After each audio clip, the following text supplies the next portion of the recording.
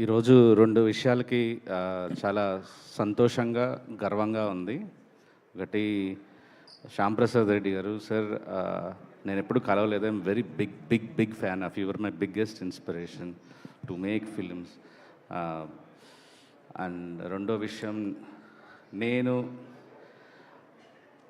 నేను ఇలాగా ఒకరోజు ఈ స్టేజ్ మీద ఇలా నిలబడి రాజుగారి సినిమాకి నేను ఒక గెస్ట్గా వస్తానని నేను 15 ఏళ్ల క్రితం డ్రీమ్ చేశాను.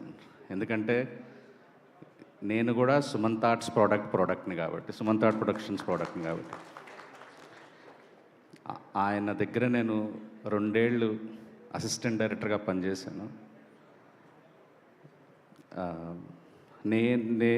ఈరోజు ఒక సక్సెస్ తీసిన, ఒక మంచి సినిమా అనిపించుకునే సినిమాలు తీసినా కూడా నాలో ఈ ప్యాషన్, సినిమా మీద పిచ్చి, ఇవన్నీ సుమంత్ ఆర్ట్ ప్రొడక్షన్స్లో కూర్చొని ఎంఎస్ రాజు గారి ఆయన డైరెక్షన్లో, ఆయన గైడెన్స్లో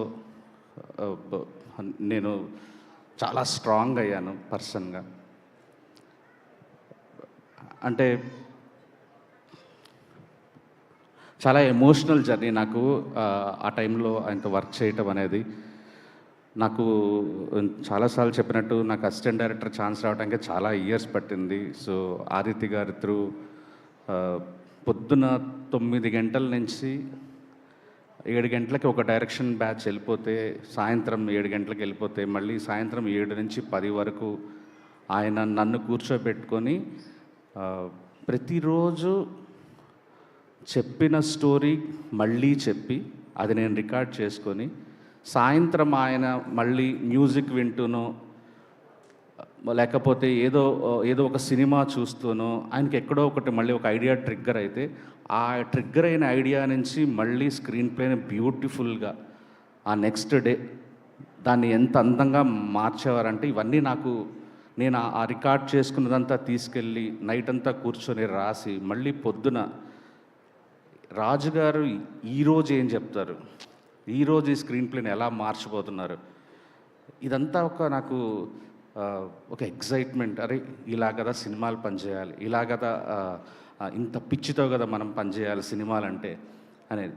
నాకు 2 ఏళ్ళు నాకు రాత్రి రాయటం అంటే చాలా చాలా ఇబ్బందిగా ఉండేది. కానీ పేజీలు రాసేవాడిని. కానీ నాకు అంటే పొద్దునంతా ఆయన మాటలు విని, మళ్ళీ ఇంటికి వెళ్ళి అంతా ఆయన మాటలు వాక్మెన్లో వింటూ,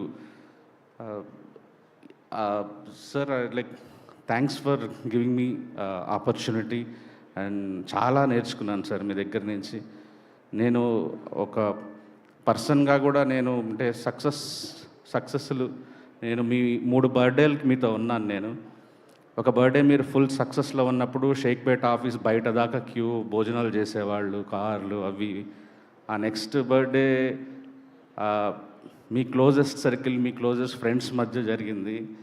ఆ తర్వాత బర్త్డే మళ్ళీ మీకు ఒక సక్సెస్ రాగానే మళ్ళీ జనాలు ఇలాగా మొదలెట్టారు. ఇవన్నీ అంటే నాకు మన అనుకునే మనుషులు మన చుట్టూ ఉండాలి. కానీ మీరు ఎక్కడా తొనికేది లేదు. మీది అదే నీల్ కమల్ చైర్లో మీరు అదే కాలు మీద కాలేసుకొని రాజే అన్నట్టు ఉండేవాళ్ళు మీరు.